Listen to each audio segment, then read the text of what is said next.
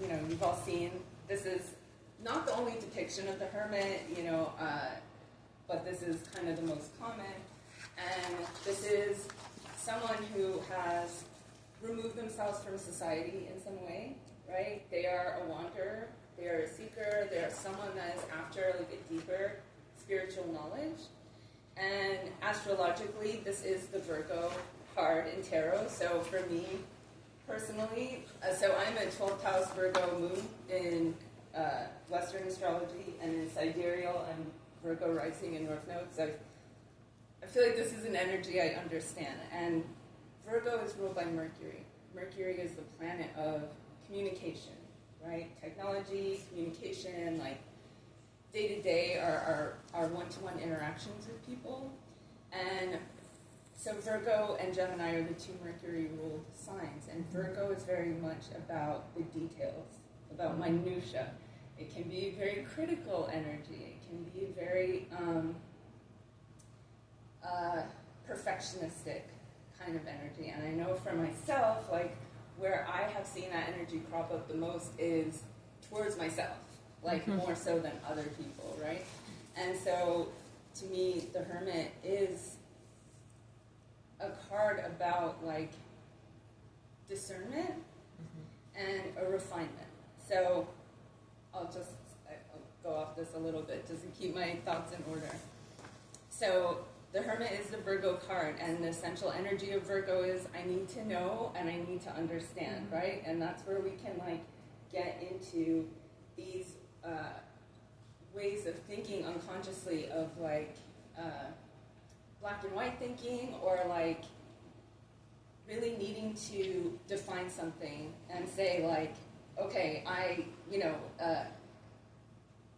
have like a solid thing of this is what this is, period, that's it, and then like case closed, right? And it can be a closed-mindedness, right? Whereas the Hermit, they're always in motion.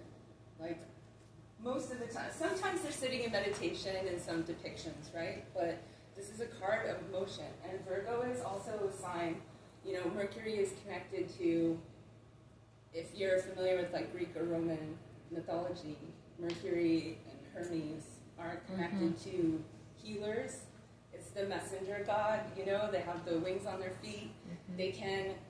They're a psychopomp, which is a being that can walk between worlds, right? Hermes was the only god that could go to the underworld and back, like at their will and unscathed. There wasn't any other god even that could do that, right? And so the Hermit does, in that sense, like exist between two worlds. And in terms of like applying that to our lives in a practical, everyday way, I feel like it's about how do we combine our practical day-to-day life and our material needs with a deeper spirituality, with like a deeper understanding, and how we interact with the world in a way that can synthesize those two things. And one of the things that I love about tarot in general is that for me, like, in order to really be a good reader for yourself or for others, is that you have to learn how to unhypocrite yourself. And when I say that, and I say that as a very flawed person, right? Like, I'm not saying this as like I'm have mastered this and I'm perfectly enlightened, but we're all hypocrites in some way, where there's always spaces in our lives where like we might not be living up to our own ethics, our own ideals, our own, you know, ways, the way that the person that we want to be, right?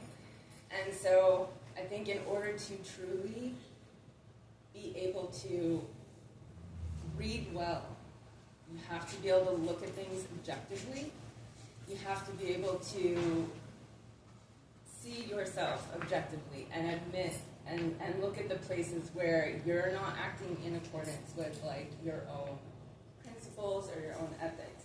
And the first step in doing that, like I said, there's that discernment aspect, is really getting clear on, well, what are my morals? What are my values? Like, I think a lot of times we just kind of like jump to the next step, but sometimes it's, you know, and those things change over time depending on our experiences. And so I think being able to look at yourself objectively and really sit down and say, okay, and get clear, okay, this is okay with me, this is not okay with me.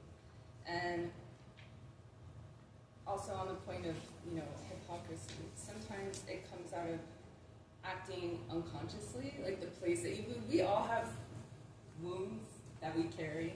We all have like unconscious programming that we carry around with us. And so it can, and the more unconscious you are about it, the easier it is to act out of those things without thinking, right? And without being aware of it. And that is how a lot of times we can do a lot of damage. But also, we live in a capitalist society / fascistic society. And so inherently you have to kind of hypocrite yourself. You know, you need to have a job, you need to have a roof over your head, you need to make money. Sometimes that means like doing stuff that you don't really want to do in order to make a living, right? Or,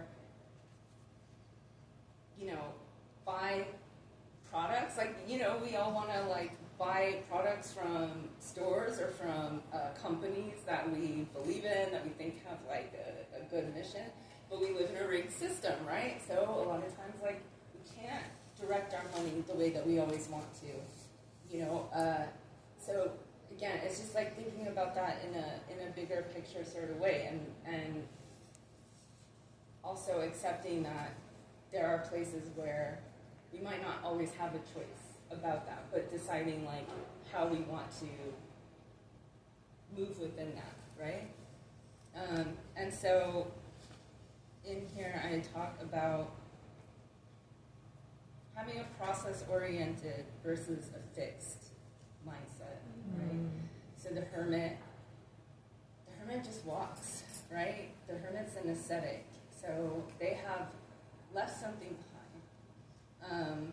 And I'll get into that. But again, it's that idea of if you're process versus fixed, I'm going on a journey. I don't know if I'm ever going to get there, but I know that it's where I need to go. And I know that my destination might even change along the way, but I have to be open to that, and I have to be open to whatever is going to come up along the way, right? And so it's about being adaptable. I mean, Mercury, you know, the word mercurial is about being adaptable, and it can be about being a bit mysterious, right? But when we operate from the heart, it can make you very difficult to predict, right? And that can be scary to some people, but it also makes you less controllable, less maneuverable.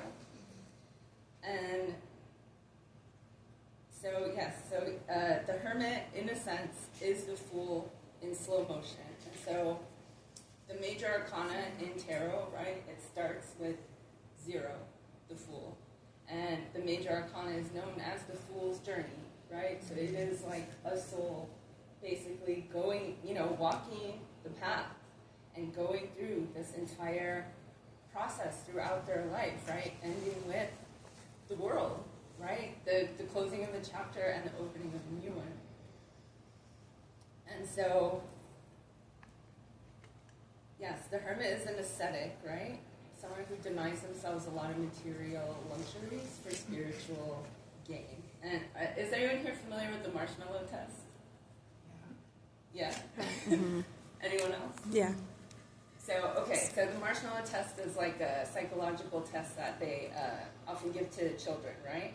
And they put, you sit a kid at a table, and you put a marshmallow on the table, and you tell them, all right, don't eat this marshmallow, and if you cannot eat this marshmallow for 10 minutes, we'll give you 2 marshmallows.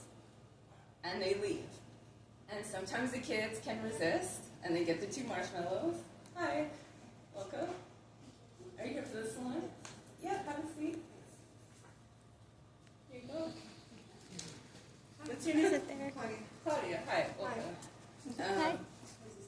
Hi. Come on in. Yeah.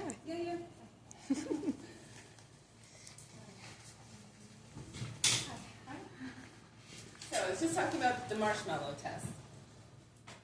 So, yes, you sit a kid at a table, you put a marshmallow in front of them, you tell them if they can resist eating the marshmallow for 10 minutes, they get 2 marshmallows. Can they do it? Mm-hmm. Some kids can, some kids can't. Mm-hmm. They don't have impulse control, right? And to me, Virgo, the Hermit, is partially, being an ascetic is about impulse control, right? You have to learn how to deny yourself to a certain degree, but not in the sense that, not in like a self-punishing, self-hating kind of sense. But as I said, Mercury, so for those who just joined us, so the Hermit is the Virgo card in tarot, and Virgo is ruled by Mercury. Mercury is communication and ideas and how we process information, right? And so learning how to be more considered. So as I was saying, like not just like jumping at things. Learning how to take an idea, sit with it, synthesize it, consider it, and then decide, okay, do I agree with this? Do I not agree with this? But it's that process of refinement, learning how to slow down, learning how to unplug a little bit, because as I said, when you're operating unconsciously, it's so easy to just get blown around by any little thing. You get hit, something happens, you get hit with an emotion, you just act, right? You don't think. That's how we cause damage a lot of times. The Hermit is about learning how to retract yourself a little bit, learning, how to be a little more considerate, a little more patient, and not trying to control things as much, and just learning how to accept what is, right? And so, okay. So some related cards in the tarot to kind of maybe, Can I ask a question? Sure. I've always thought of Mercury as fast moving, as like it's the mind, it's the mental energy. So I'm curious about that like dichotomy between like that idea of Mercury and like the Hermit and like what that kind of means. I think that's really a great point. And it is, I think, striking a balance, right? Yeah. Because our brains can just go like a million miles an hour, right? And sometimes it is about learning, because to me the Hermit is very much a meditation. Mm-hmm. And so learning how to calm yourself and center yourself and quiet some of those thoughts is part of that refinement process of the Hermit. Cool. So yeah, I listed a couple of cards that I think are quite, tied quite closely. Hi! That I think are tied quite closely to the Hermit and hopefully can, maybe inform the way that you think about this card or the way that you relate to the card. So the first one is the Star, right? And oftentimes the light inside the lantern is depicted as a star, right? And in some older decks as the Star of David, which is like a union of opposites, which is also Mercury, because Mercury is in twins, right? And I'll get into that another time. We'll save that for another salon. But that twin energy, it's a union of opposites, and a lot of times we think that duality is deceptive, and it doesn't have to be, right? We all have different aspects of ourselves, but for this, you see that the lantern has the star inside it. The star is the Aquarius card in tarot, which is the modern rulership is Uranus, which is the higher octave of Mercury. I won't get overly into that, but the star is about, the Hermit is led by their own inner guidance, by their own connection to source, spirit, however you want to conceptualize it, right? And they're using that to propel themselves and to guide themselves when they cannot see anything, right? This is the only thing they have to go by. And so that also brings us to the Chariot. And the Chariot is a Cancer card in the tarot, and is often, you know, and Cancer is the sign of like home and family and like where you come from. And it is also, you know, for me, it also symbolizes that perpetual motion, that forward movement, right? And it also does relate to the Merkaba. People always pronounce it differently, but like your vessel, your sacred vessel here on this earth, right? Which is what separates you, you know, that is your physical form, and even though it will pass away, that is the thing that stands between you and just being part of the ethers, right? And so this is like your sacred journey down the path. Now, the other ones. Can I go back to the star? Yeah. I'm interested in the light in the lantern being the star and not the sun, which is card 19, which is an analog to card 9. So is that because there's more of an astrological connection between the star and the Hermit? I think it's more often depicted as a star rather than a sun, though I'm sure there are depictions with that.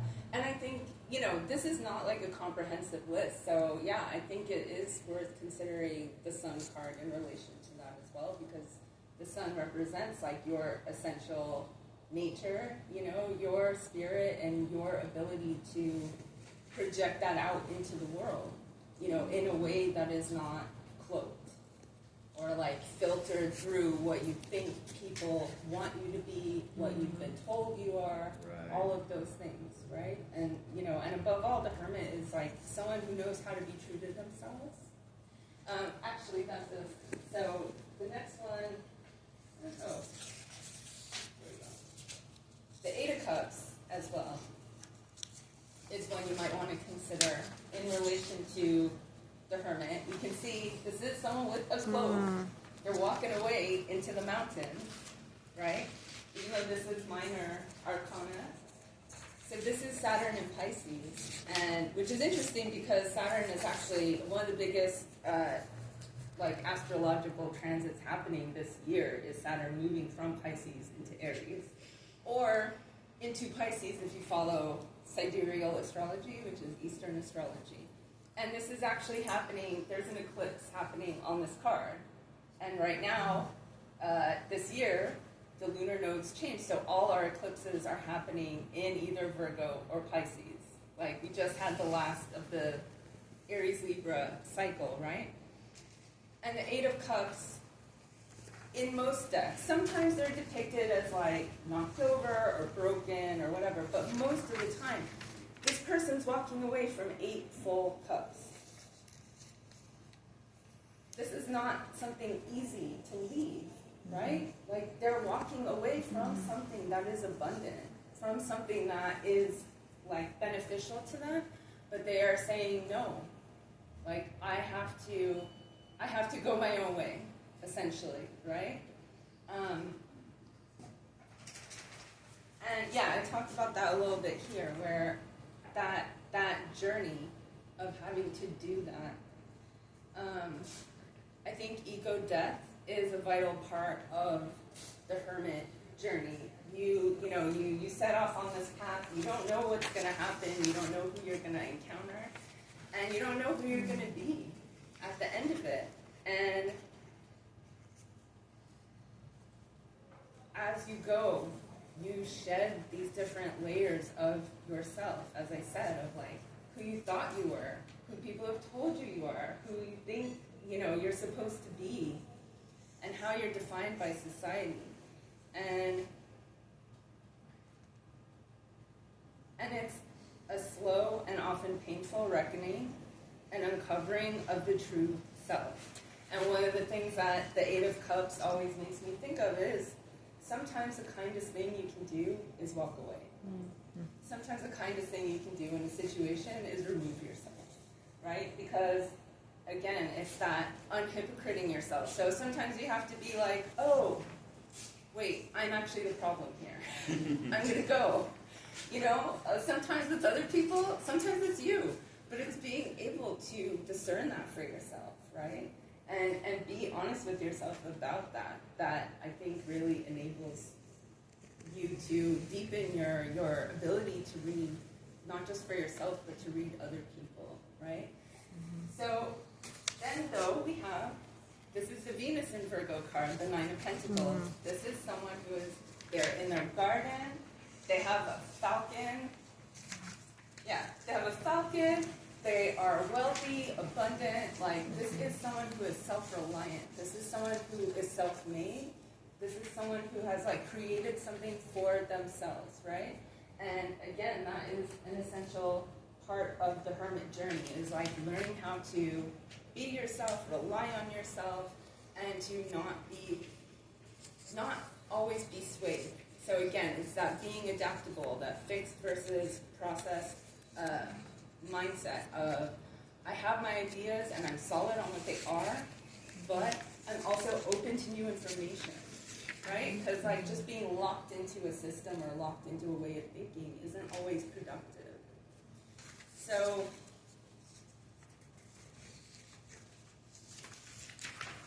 oh yeah, so yes, one of the other ones that people don't always talk about in relation to the Hermit, but I think is quite interesting. If anyone is familiar with Loteria, La Chalupa, right, I think is a really great analog to the Hermit. And the saying associated with La Chalupa is Rema y rema va Lupita sentada en su chalupita, which is paddle and paddle goes Lupita seated in her little boat. So it's forward momentum down the rivers of life and the cumulative progress of little moves, which is also very Virgo to me. Virgo rules the 6th house, which is a house of health, healing, and daily habits. So it's that idea that like forward progress doesn't always have to be this giant leap forward. It can come in just tiny steps, right? Just incremental progress and cumulative progress. So just to finish up, because this is a discussion, I want to hear what a lot of you have to say. So Virgo processes data. Virgo is pattern recognition and the process of weeding out. And it's the process through which we determine for ourselves our own perspectives, practices, and plans of operation, ethics, morals, and integrity. The Hermit is how we unhypocrite ourselves, the slow unraveling of our programming in order to get to the fruits of knowledge and true selfhood, our path towards the light. So, and also, the term Virgo comes from the word virgin, right? Now, virgin, people misunderstand what that means a lot of the time. So, historically, the term virgin was not a description of someone's sexual history. For women, it meant that they were unmarried and therefore did not belong to anyone. So in this sense, we can look at virginity as belonging entirely to oneself. So also, as I was saying, this idea of like being more self-contained. So emotional and sexual continence. So that word continence, in this context, it means, hello, hi, welcome, come on in. Here you go. Is there another, here. I got some chairs back here too. So, emotional and sexual continence, knowing what is appropriate where, not letting things bleed into spaces that they don't belong, and learning how to be more self-reliant and self-contained. And so that's what I was saying earlier, where it's, learning how to be more conscious so that you are not, and we all do it. I've done it. I've had it done to me a lot. Like, we all do. But as I said, it's learning how to recognize that more easily, where you might unconsciously be projecting things onto other people or into spaces where they don't belong, and learning how to rein that in better, right? And learning how to recognize when other people are doing that to you, right? Because we don't always see that. So the commodification of spirituality, particularly New Age spirituality, can take on a certain prosperity gospel bent to it. So, you know, if you're very successful materially and you're doing well, then that must mean, like, you spiritually, you're like, you know, you're on it, you're successful. And having the ability to shape your material world around you. Are you okay? Oh, Hurting it. oh. I was keeping an eye on it. I was like, ooh. I always put them outside. I saw it over here. No, But no. you came close to me. Feel free. Thank you. I was trying to decide if it was a scary one Concerning. or not. Yeah. It's not. Yeah. What did you call it? What did you call it? What? What did you call this one? What did I call it? Yeah. No? I thought you called. Okay, sorry. No. So yeah, now the ability to shape your material world can be a part of a spiritual path, and it is something to be respected. Like, I'm not saying that it shouldn't, that it doesn't matter, but you know, quote unquote, doing well is not always proof in and of itself of having some sort of higher mastery of life or spiritual knowledge. As I said, just look around. Just being rich does not mean that you know anything about anything, right? I mean, really, you know, if we could just get like 1 or 2 billionaires that just have like that, just a little creativity would really be great. Like, you know, you could literally just go like, boom, hunger, gone. No one has thought to do that. And as I said, being more conscious, right? So oftentimes we often run from pain because we think pain is the enemy, when it can be a gateway to a new insight, a new perspective, and way of thinking. And it can show us the places where we still need to heal, right? So as I said, when that process of unhypocriting yourself is learning how not to be defensive, right? Taking things in as data. Some data, yeah, it comes with a heavy emotion and it hurts and it's painful, but that doesn't mean that it's wrong, right? Or you can meet someone, I mean, I had an experience like this not that long ago, like you meet someone that just completely triggers the fuck out of you, pardon my French, right? And you might not know why, you might have to like unpack that, right?